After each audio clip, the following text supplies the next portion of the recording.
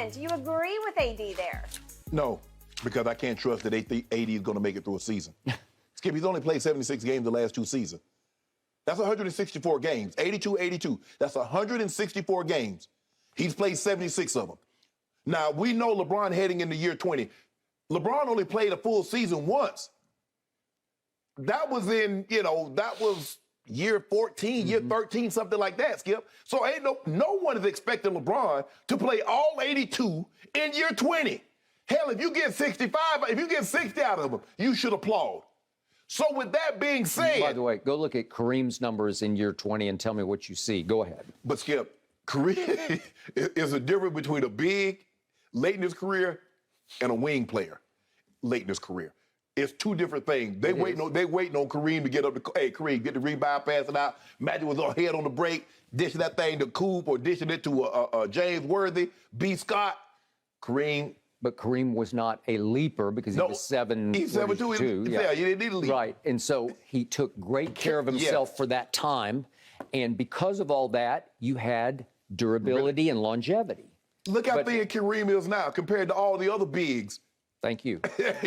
and yet, go look at his numbers because they were dwindling quickly in year 20. Go ahead. And Skip, so when I look at AD, and I said even before AD got hurt, AD was not playing great basketball. Last year, he averaged 22 points a game. This year, he averaged 23 points a game. What the hell am I going to do with that? AD need to be giving us numbers like Giannis. Yep. He need to be giving Jason Tatum type 27, 28, DeRozan. Mm-hmm. Those are the type of numbers. We don't need... Because first of all, you're putting too much on LeBron. LeBron don't need to be averaging no 30 points a game. Hell, you were supposed to take this thing over now. Yep. LeBron was supposed to be in the passenger seat. You were supposed to be driving the bus, AD. You said that before the year started. 22 and 23 is not going to get it done. Because I don't expect LeBron to give me another 38 and 6 on 52% shooting in year 20. It would be nice, but hell, we're asking an awful lot. Hell, we was asking an awful lot in year 19 for those kind of numbers. But AD needs to be giving us Giannis-type numbers. AD needs to be giving us 27, 28, 10, 11 rebounds, 3 or 4 assists, 2 blocks a game. That's what he needs to give us. Yeah, AD shot 26 from 3 last season. He shot 19 this season. His mid-range was suffering. He bulked up. He looked slower. He played. They put him in a position he never wanted to play. That's why he loves having JaVale McGee. That's why he likes having AD. Yep. Let them play the 5, let him play the 4. When you moved into the 5, he begrudgingly played it. You looked at AD by like, Skip, he bulked up, but he wasn't the same. He didn't move the same. No. So, no, I don't believe they can. 2 great players should. But when there is injury prone, as what LeBron has come over the last 3 years, what AD has been for his entire career, I can't trust it. I can't trust that they're going to play enough games together to be in championship contention. That's my concern. I know LeBron is LeBron. AD, when healthy and playing, can be a top 10 player. He has top 5 ability. 6'10", can shoot the ball, can play outstanding defense. Skip, he played 40 fewer games and had 1 fewer block than Giannis. So we know he can play that end of the court. And we've seen him give us 27 and 12 when he was in New Orleans. We did. But that's the kind of effort and kind of production they need in L.A. now with LeBron coming into his later years. They need New Orleans production, Anthony Davis, paired with LeBron James. And I'm just not sure, given his injury history, that we can get it. Okay. I hear everything you just said. And I must admit, when I read these remarks, which were uttered before last night's final game, these remarks by Anthony Davis, I chuckled because it reminded me of so many post-game media sessions featuring either LeBron or Russ or AD. Right.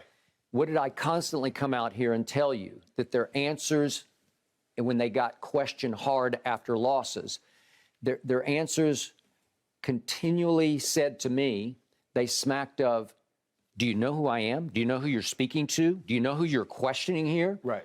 I'm LeBron James. I'm Russell Westbrook. I'm Anthony Davis. And I kept telling you, well, they used to be. Right. But you have to, as you always say, update your resume. And nobody was updating. Nope. So the media was completely within bounds to continue to ask, well, what just happened? What went wrong? What's the problem? Do you know who you're talking to here? Russ was the worst at it. Do you know? Because his body language was like, Do you understand who I am, what I've accomplished? Yes, we do. Right. Not sure how you accomplished it, but that's a whole nother issue that we'll talk about in a few minutes here. But we know who you used to be. We don't know who you are now because, as Bill Parcells once said, the record is who you are. Right. It's just who you are. And it kept getting worse and worse, and you kept falling 14, 15, 16, 17, 18 games under 500. Somebody's got to stand up and answer for this. But AD was just saying what they said all year. Do you know who we used to be? Yeah, we know who you used to be. Right. We get that. To your point, he says run it back because, hey, if we all stay healthy, in what world are you all going to stay healthy? Right. Russ will stay healthy because he'll probably play every game. That might be the problem. That's the problem, okay? So let's look at AD. When he was healthy, which wasn't all that much, he missed 42 games out of 82. Right. That won't work. No. When he was, his numbers were up slightly from a year ago, which, okay, I get that. Give him a point, Skip. Okay, all right, so he's 23 this was average this year, to 22 a year ago. And you go down rebounds 10 to 8 a year ago, and blocks 2.3 this year to 1.6 a year ago, and shooting percentage was 53% from the floor to 48 a year ago. And he played 35 minutes a game this year to 32 minutes a year ago. So you say up, up, up, until you get to the final stat, you played you missed 42 of 82 games. Right. Okay. It just won't work. No. And plus, you missed all the key games with a quote-unquote sprained foot. And again, I don't know how hurt people are. I tell you every day on this show. Right. I don't know. But I've never heard of an NBA player missing games with a sprained foot. It's just an injury that I'm not aware. I know I've been hurt like every way you can be hurt. Well, I think Steph has that injury now. Some kind of sprain. Did you ever have a sprained foot? No, I did not. I've never. It's not a commonplace injury that you say, oh, then you're going to be out 4 to 6 weeks or whatever. He was just interminably out with a sprained foot. Right. Well, it's always some little something with him. I think the biggest thing with AD and what the concern is, Skip, is that injuries that would normally keep a basketball player out 3, 4, 5 games. That is correct. Keep AD out 10, 15 games. I agree. So I go back to New Orleans, and I told you this the day they acquired him, probably several days around when they acquired him. Look at New Orleans. He missed so many. He just regularly missed games. For rookie year, 18, and then the next year, 15, 14, 21. Then he had 2 good years of missing 7 and 7. Last year in New Orleans, he missed 26 games. It's just fragile, and more eggshell fragile. Right? Mm-hmm.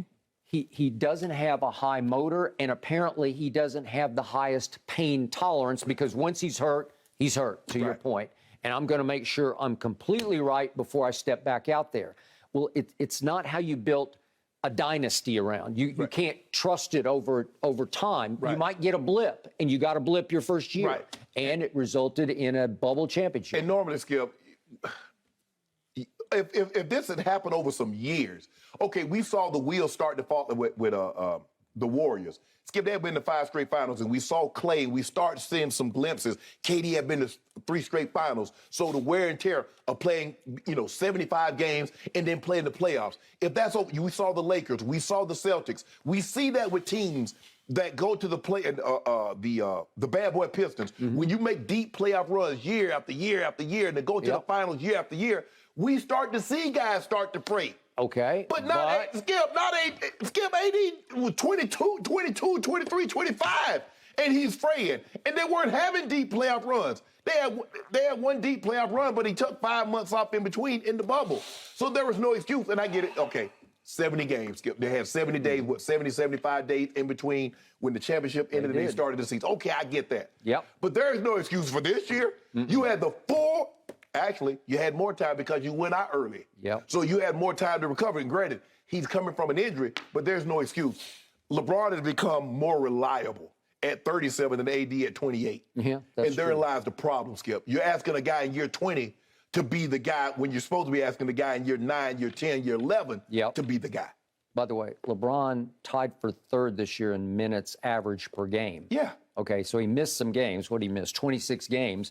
But when he played, he was playing 37.2 minutes. That tied for 3rd in the league. So he's playing high minutes when he was available. Right. That's asking too much, though. Okay. 37-year-old shouldn't be playing 37 minutes. Okay. And before we leave AD, I remind everyone there was one night at Philadelphia when AD said, watch this. Yeah. But you're only going to get this every once in a while. Right. Every blue moon, or maybe purple moon, it should be. But he just destroyed Joel Embiid at Philadelphia.